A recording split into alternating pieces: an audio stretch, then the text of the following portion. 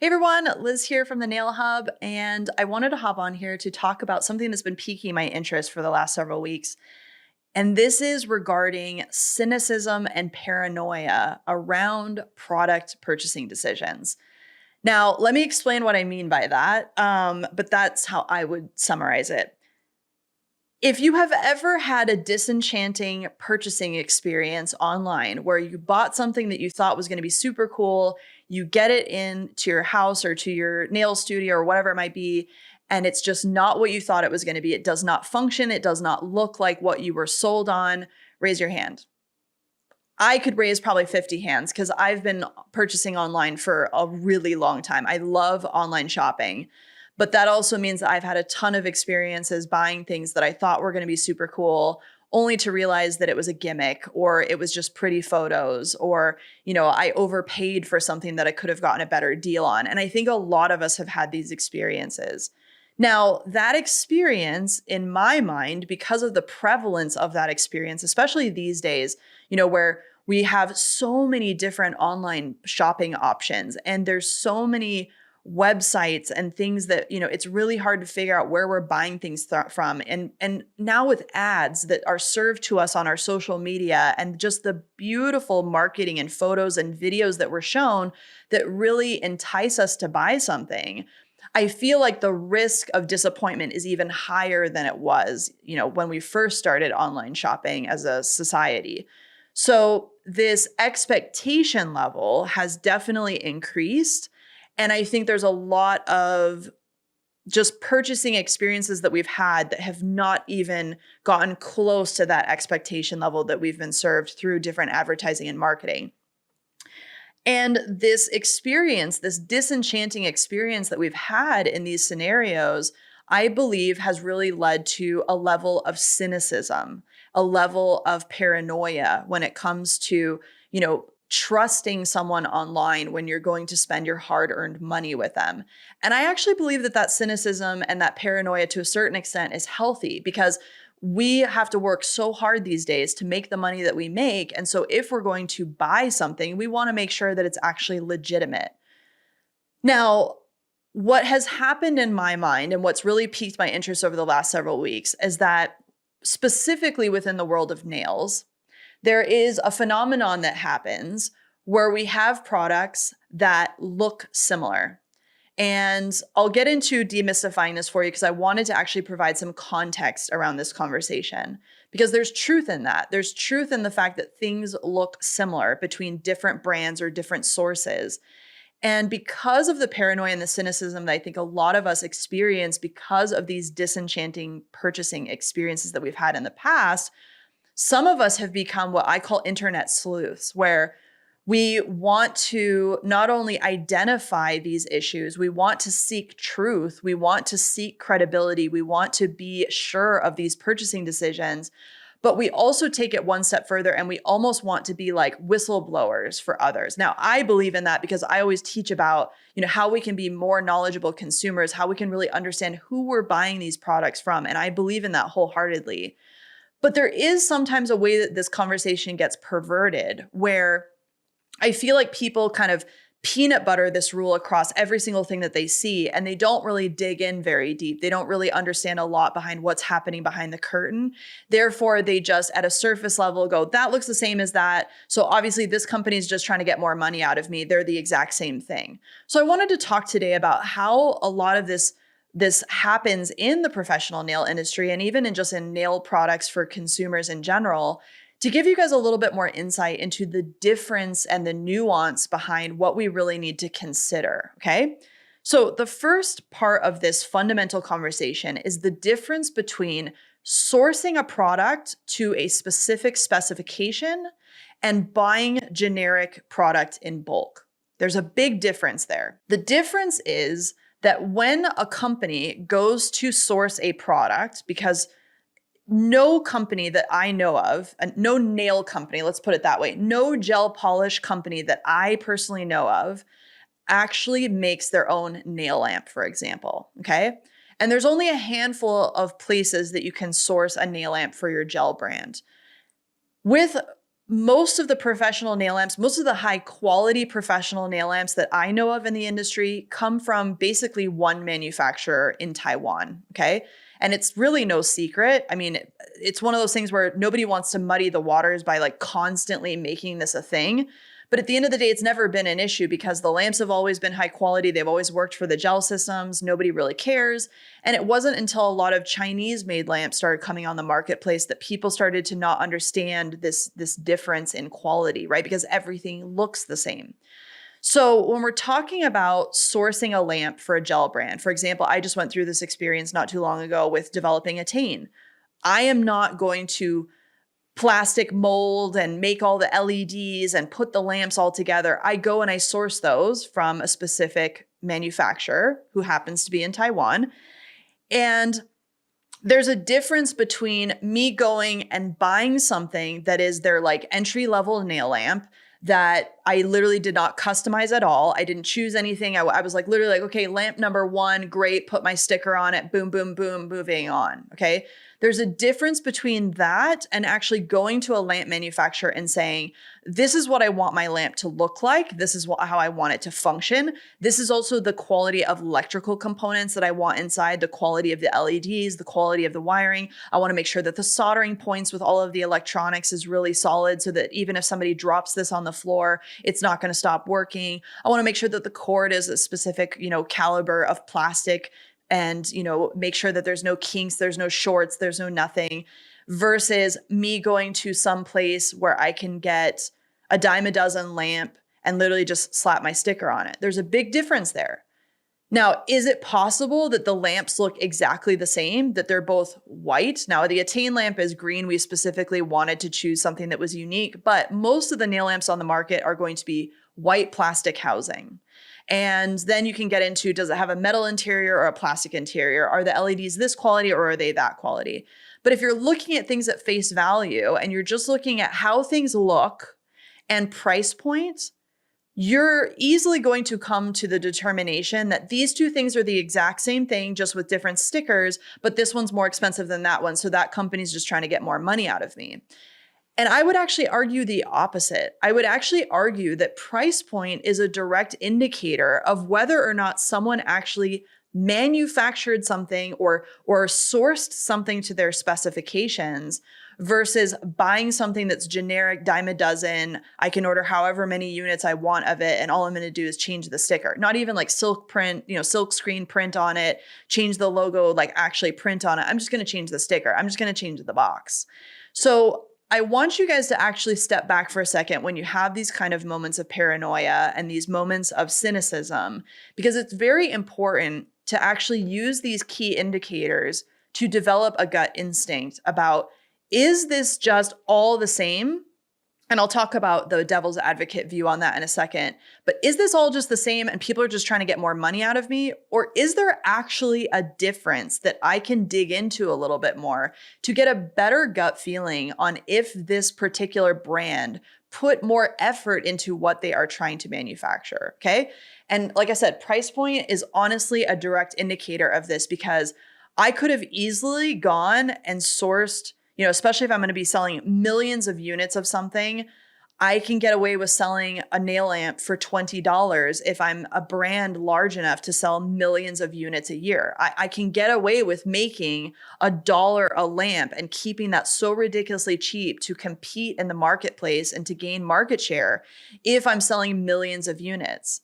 If I'm a mid to small size business, I can't get away with that. I have to actually put more effort into what I'm doing. I have to actually adjust my price point. And depending on the quality that I'm looking for with all of those different components, the price point for that actual end product is going to vary a lot.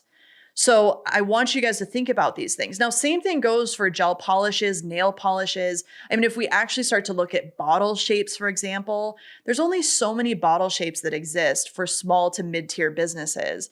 If you are a huge business, like I'll use Christian Louboutin, for example, when Christian Louboutin came out with their own nail polish, they had the money to go custom mold a bottle that was to their specific specifications, that was probably, trademarked, patented. No one else could use that bottle shape or design. And that is something that they spent a lot of money putting into the actual design of the bottle. And that's also why their nail polish was $50 a bottle, not $4. You get what I'm saying? So depending on how much effort people are putting into making their product unique, whether it be the formula, whether it be the bottle shape, that is actually going to directly speak to the price point that they have to charge in the marketplace. And if you are a small, like I am a small gel brand at this point, or a mid-sized brand, for other brands that are out there, you don't have the money to actually go and say, I'm willing to spend $500,000 on custom, designing this lamp or this gel bottle or doing all of these different things and making these things from scratch. You don't have that kind of cash to do those things. So what you end up doing is you go to somebody, you go, hey, I want a round bottle, or I want a rectangular bottle, and I want it to be this color, and I want this kind of cap. And you choose from a catalog of different options. But even in that, there's a difference in quality. For example, you can choose different quality brushes that go into your gel polish bottles. And I'm sure you guys have had experiences like that too, where certain brands, you're like, whoa, like this is the cheapest brush I've ever seen. There's definitely differences. There's definitely nuance. There's even differences in the strength of the glass around the neck of a gel polish bottle that prevents them from getting broken during either filling or transit. So even though two bottles may look exactly the same, there's a difference in glass thickness. There's a difference in the quality of the plastic that goes into the cap and the brush. There's a difference in the brush shape, the length, the width, all of these different things. And all of those things have costs associated with them. So I want you guys to, again, I love this constructive cynicism that really has us scrutinize things before we buy them. But I also don't want you guys to get to the point where this cynicism is being peanut buttered across everything and you're going, everything's a lie, okay?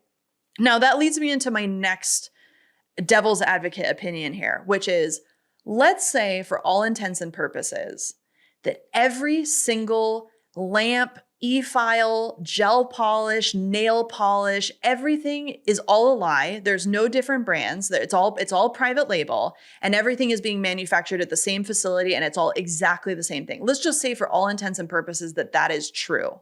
I know that's not true, but let's say it is true. Then if everything is the same, who do you want to support? I'm not talking about getting the cheapest price or, what's the fastest delivery time.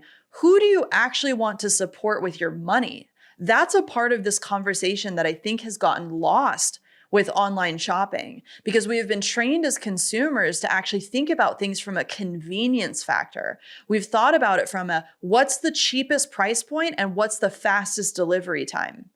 And look where that has gotten us. That has gotten us to more faceless businesses that we don't even know where we're getting our stuff from. We don't even know what they're putting into it. We don't even know what's going on with that product. We just chose something based on superficial metrics instead of digging a little bit deeper. And then the 180-degree contrast to that is this internet sleuthing, where we've gotten so burned by those experiences that now we're like, everything's crap, everything's the same, I don't believe in anything, everything's a lie, right?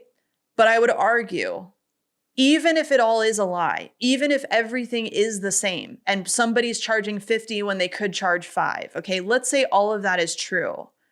Is there a difference in what you're supporting? Now, I will use myself as an example.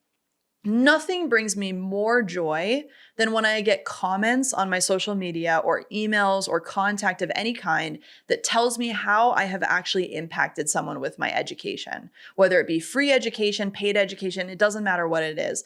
Having someone tell me that I have helped their career, helped them create a career out of a hobby, or helped them enjoy their hobby more safely and more effectively, nothing brings me more joy than those types of messages.